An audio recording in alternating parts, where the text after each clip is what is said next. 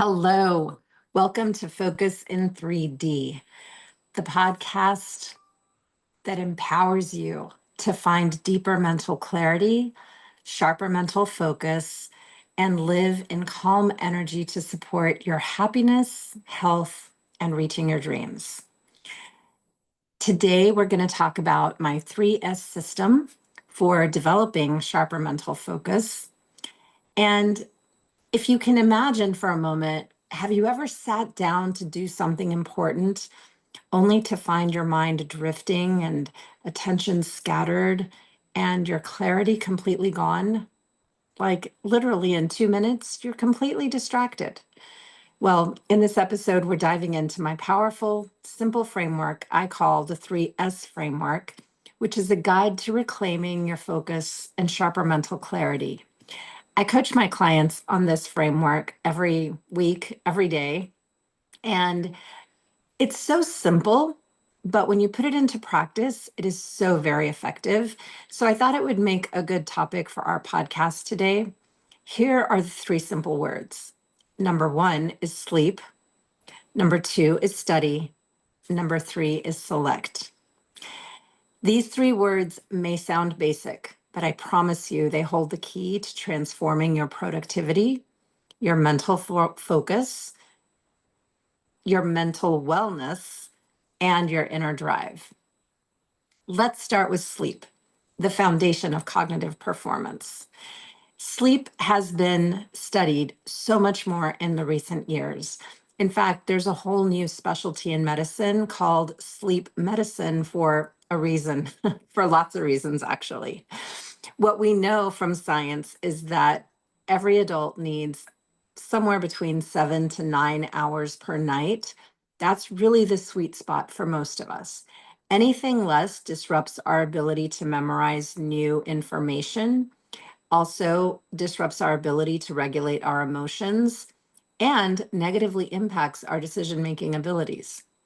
So if you struggle with focus, and you may or may not have ADHD like I do, you know that decision-making is already a very difficult skill. And depending on the context and depending on the size of the decision, we can really be paralyzed by that many times. And something as simple as improving our sleep and getting more hours of sleep can really have a profound change, a profound effect on how well we're able to make decisions with confidence and clarity throughout our day. We also naturally, as ADHDers, have difficulty with emotional regulation. It's nothing to be ashamed of. It's a skill that we can improve. And if we care about our relationships, we probably should take some priority in improving that skill. But one simple thing that you can do to help improve that is getting enough sleep. It's very widely known that when we don't sleep enough on a chronic basis, that we struggle with our anxiety, we struggle maybe with depression, and it obviously worsens our ADHD symptoms. And so that's one of the very important motivators for me in getting enough sleep and making sure I say goodnight and finish my day in a time that's going to allow me to get enough rest to be productive and a nice person and a happier person the following day. If you can relate to that, drop a comment. Also, the ability to memorize new information. Now, memorizing new information is like learning new information and holding it in our brain. And this is something that gets harder naturally anyway as we age. And when we have ADHD, we already struggle with something called working memory and how well we apply things we learn to our new skills. Well, if you already struggle with these types of things as a baseline in your brain function, imagine how much more negatively impacted they are when you're not sleeping enough.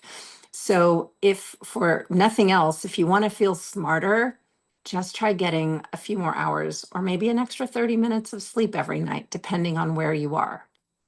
Now, there's two really good books that I recommend for learning more about sleep and the importance of sleep. I'm not going to sit here and go through all of the scientific data because that would make for a really boring podcast, in my opinion. But there are two books that I love and that I use as references when I'm researching certain topics around sleep to present to either my clients or when I'm speaking or writing. And one of them is called Why We Sleep by Matthew Walker. He's a PhD. That is a very in-depth book. It's got excellent scientific facts in it. And the other one is The Sleep Revolution by Arianna Huffington. I admire Arianna Huffington very much. I'm a big fan. I love her writing, I love her style, and I love how vulnerable she is in the book. And she even tells a very life-changing story about the time that she collapsed at work because of chronic sleep deprivation. So that is a great read as well. And if you find Why We Sleep by Dr. Walker to be a little more boring and too science forward for you to be engaged, I highly recommend The Sleep Revolution. Now, here's some physiologic reasons why sleep matters. Our brain is an interesting organ in that it has the ability to detoxify itself or cleanse itself every night when we sleep. During sleep is when the brain clears out excess protein that's called beta amyloid. And if you've done any reading or research about Alzheimer's disease or dementias, then you know that beta amyloid is the protein that is found in excess in the brains of patients who have passed away with Alzheimer's disease. When they've done autopsies, they've found an excessive amount of beta amyloid in the brain.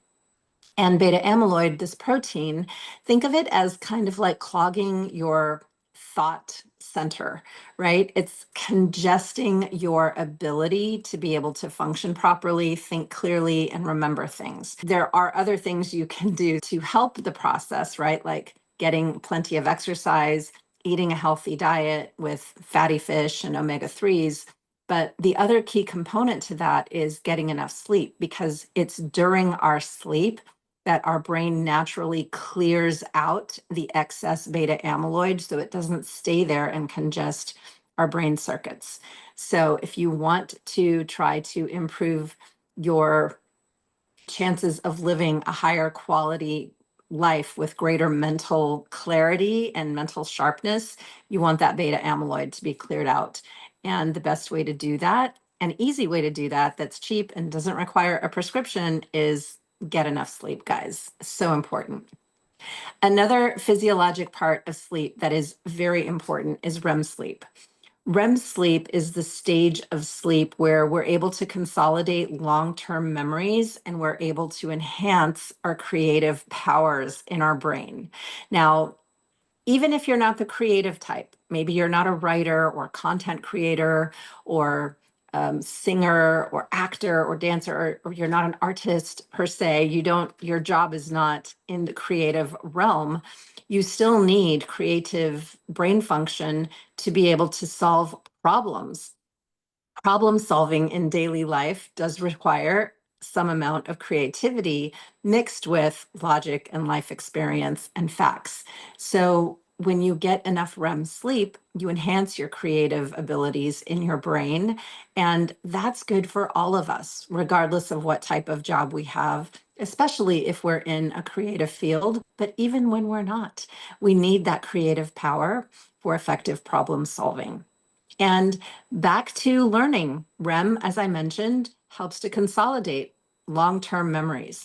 So if you're experiencing something that you want to be able to hold as a memory for yourself, something that's precious for you, a family vacation or a beautiful time that you had between your mom and yourself, or your kids and yourself, or your partner in your loving relationship. You want to be able to hold those memories. And REM is the stage of sleep where we're able to consolidate those long-term memories so we can make sure that we're able to hold on to them longer. There's another stage of sleep called deep wave sleep or slow wave sleep. Sorry, deep sleep, I misspoke, or slow wave sleep. I'm referring to my notes over here on the side if you haven't already noticed, but since I'm not wearing my glasses, I'm sometimes skipping over certain things.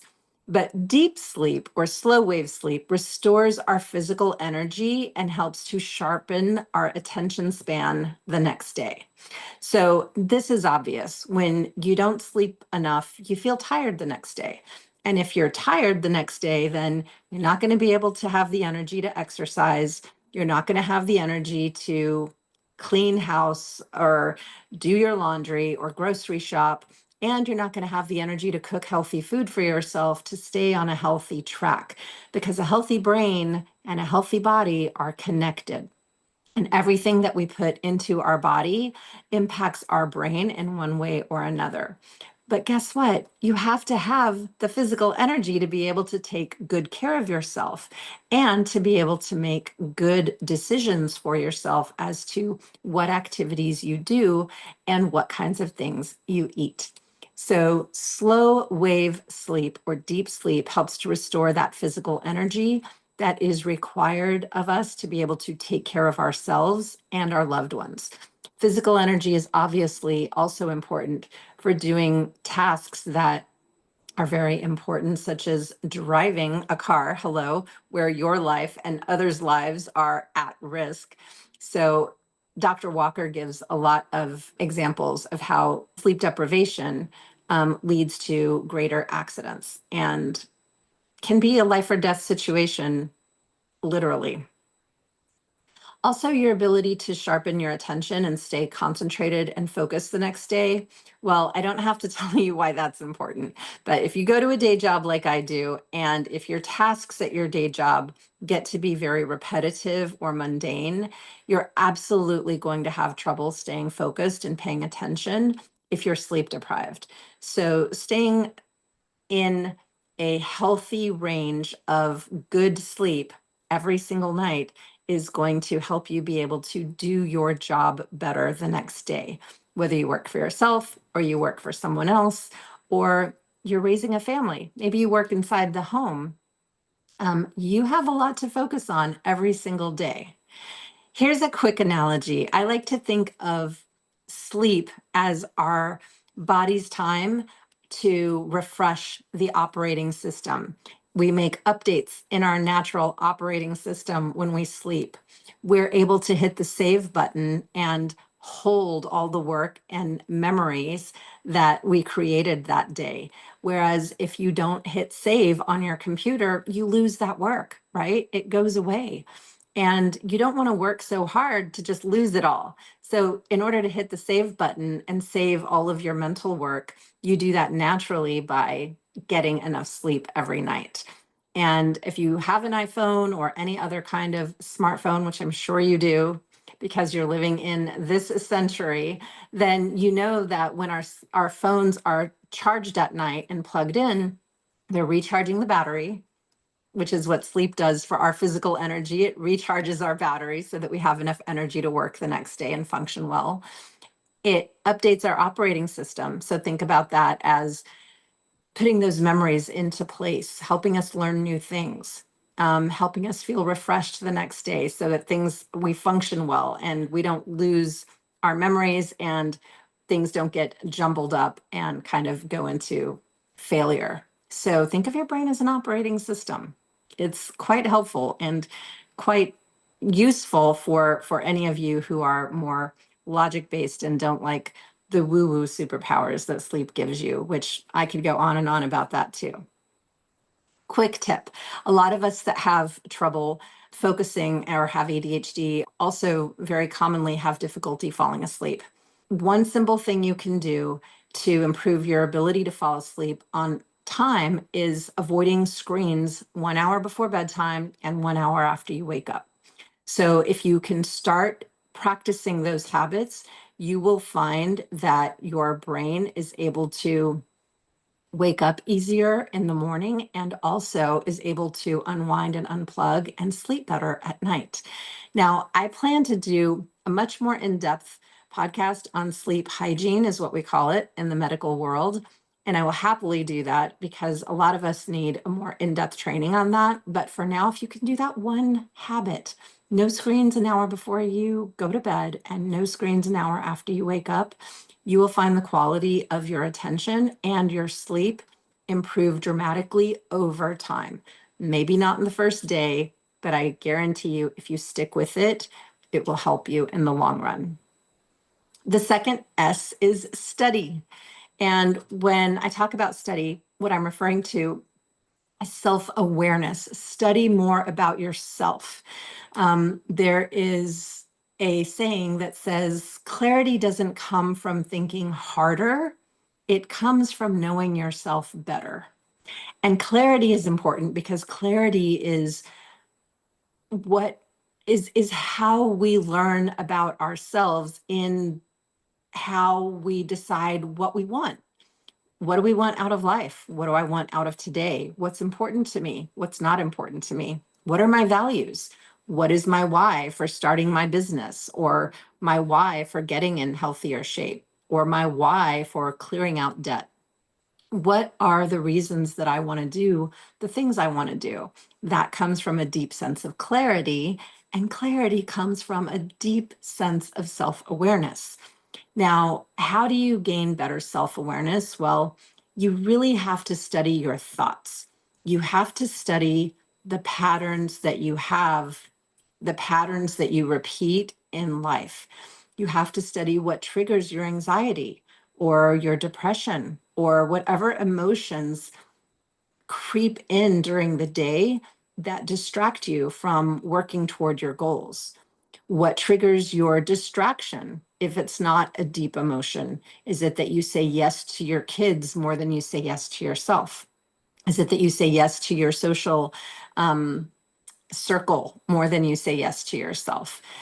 Really deciding what are the patterns that I'm doing. And just by studying those patterns, what are the patterns I'm repeating?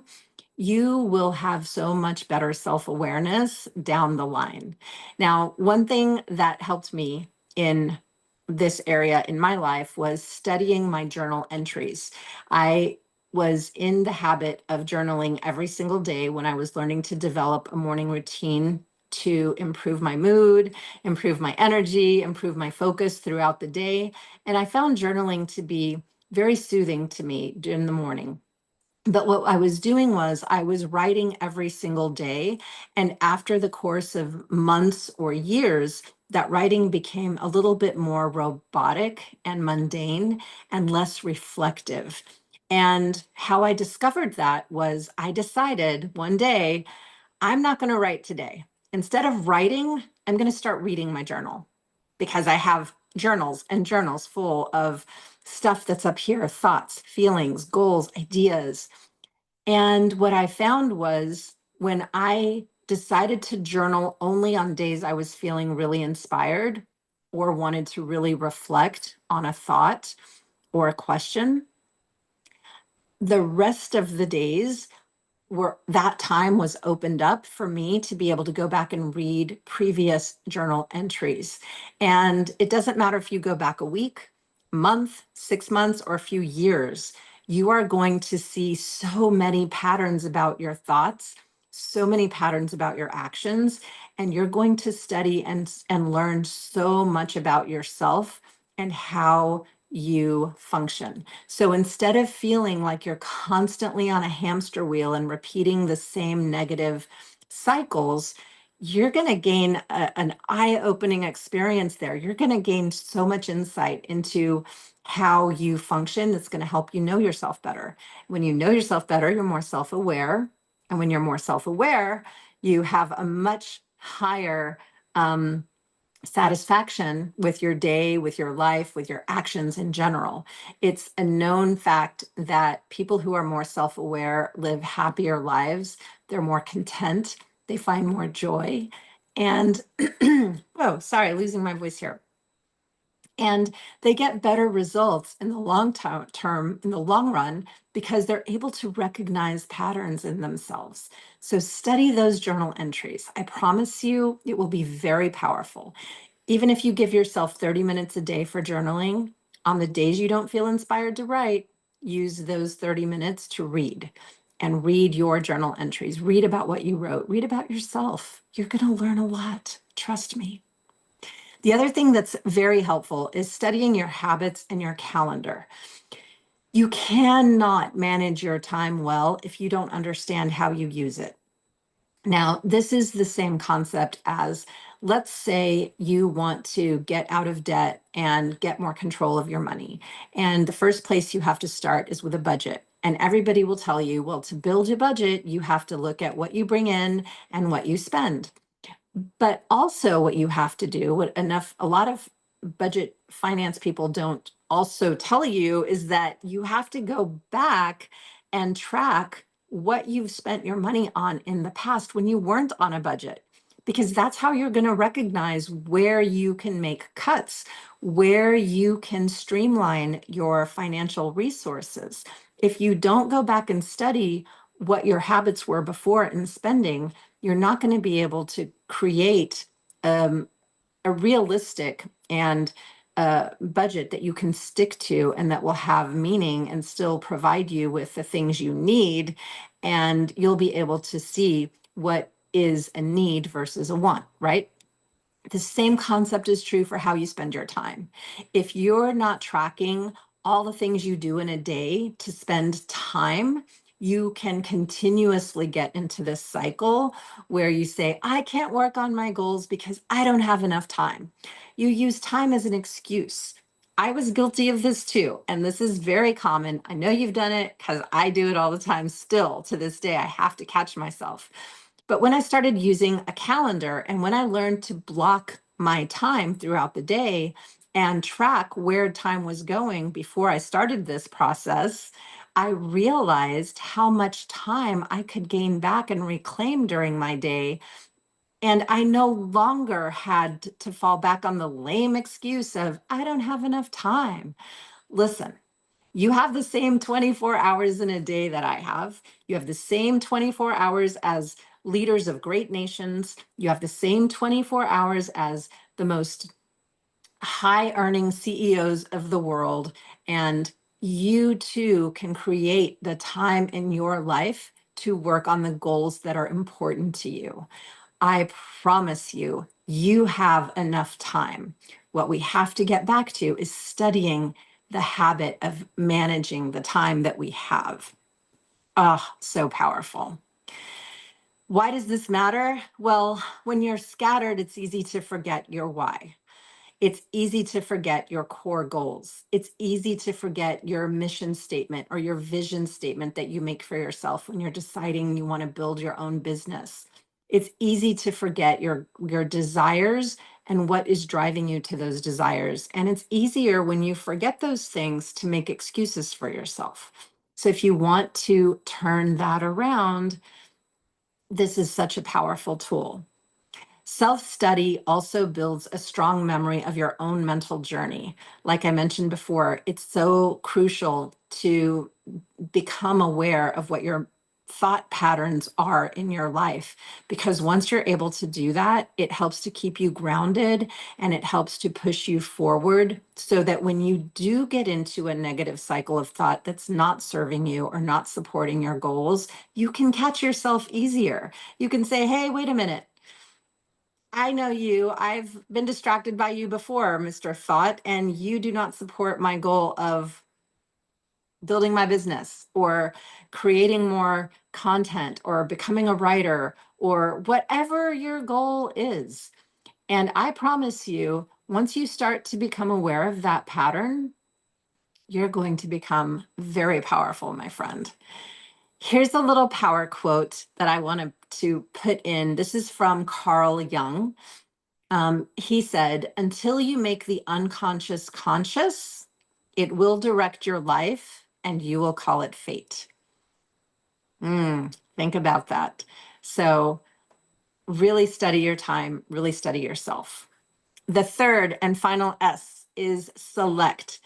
Now, select helps us to focus because we are going to select what activities we're going to spend time on today.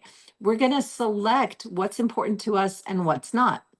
We're going to select what we say yes to in our day and what we say no to in our day. And when you're able to start selecting more wisely and more carefully and mindfully, You will be so surprised at how much more focus you have during the day and how you can support your focus into what you actually want to do, not what you actually wish you could do. This, my friends, is a deep form of self-respect, selecting. There's an anonymous quote. I love quotes, so I'm going to throw them in all the time. This one is anonymous. I don't know who wrote it or said it, but if you know, please drop it in the comments and let me know so that I can become more informed. But I read this somewhere and I forget where, but I brought it into this outline when I made it a few months ago. It says, your selections tell the truth even when your words don't. So it's easy for us to say, oh, I want to work out more. I want to build a budget I can stick to. I want to get out of debt. I want to have a business. But if we're not selecting the activities that we're doing, then we're going to keep letting excuses creep up, and we're going to use time as an excuse or distraction as an excuse or fill in the blank. This is an easy way and a powerful way how we can put our old excuses to rest, and we can change and transform the path we take forward. Be intentional. How do you choose to spend your time when no one's looking? Ask yourself that question. When no one's here to keep me accountable, what do? Do I lay on the couch? Do I turn on Netflix? It's okay if you do. Sometimes it's okay to binge Netflix if you need downtime to decompress and if you like your reason for why you're doing it. It's not okay to do a Netflix binge when you're using it to avoid the things that you do have time to do and you're just not wanting to feel comfortable. You're feeling uncomfortable and you don't want to let yourself feel uncomfortable. That's when we have to push ourselves. That's when we got to push through and transform into something different. Select what gets your best energy every day. Ask yourself why often. Why am I saying yes to this meeting? Why am I allowing myself to sit here and scroll? Is this my plan? Why do I like this plan, or why do I not like this plan? Either way, ask yourself why often and about everything. Also keep in mind that your choices of what you select reveal your boundaries. Select and boundaries go hand in hand. I coach clients on this all of the time. We oftentimes use life circumstances as excuses as to why we get distracted from our goals, when in reality, when we dig deeper and we peel back the layers, we find that it's more of a lack of boundaries, or it's weak boundaries, or it's inconsistent boundaries. And boundaries are healthy, my friend. Boundaries are good for you. Boundaries are what keep us in check and what keep us on the path of safety. But boundaries can also be uncomfortable if our path requires us to do things differently in a different way or in a different order, or requires us to learn new skills that are different from what previous skills we had in our life. So when you create boundaries, you are deciding how and when you protect your time and how and when you give it away when it's appropriate, but also when it's not. Here's a quick practice you can do every day. You can either do this in the morning or you can do this at night before you go to sleep. Make a select list. Tomorrow or today, whenever you're making the list, right, I will select these 3 things that I will focus my time and energy to. And you decide how much time and energy you want to give it. Even if you want to give it 5 minutes, that's okay. You're selecting something that moves you closer toward your goal. And you don't have to spend a lot of time to reach that goal. Micro habits and baby steps is yet another podcast topic at a later date. Also ask yourself, if an unexpected hour opens up in my day tomorrow, let's say a client cancels a call, what am I going to do? What am I going to default to in that hour? So have a backup for yourself.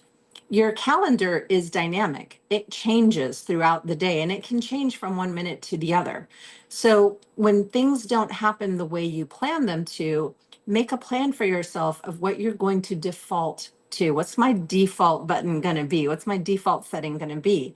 Am I going to default to letting myself go back to the couch and Netflix? And I use that example because I like to binge Netflix sometimes. Okay, guys, I'm not harping on anybody or judging anybody about that.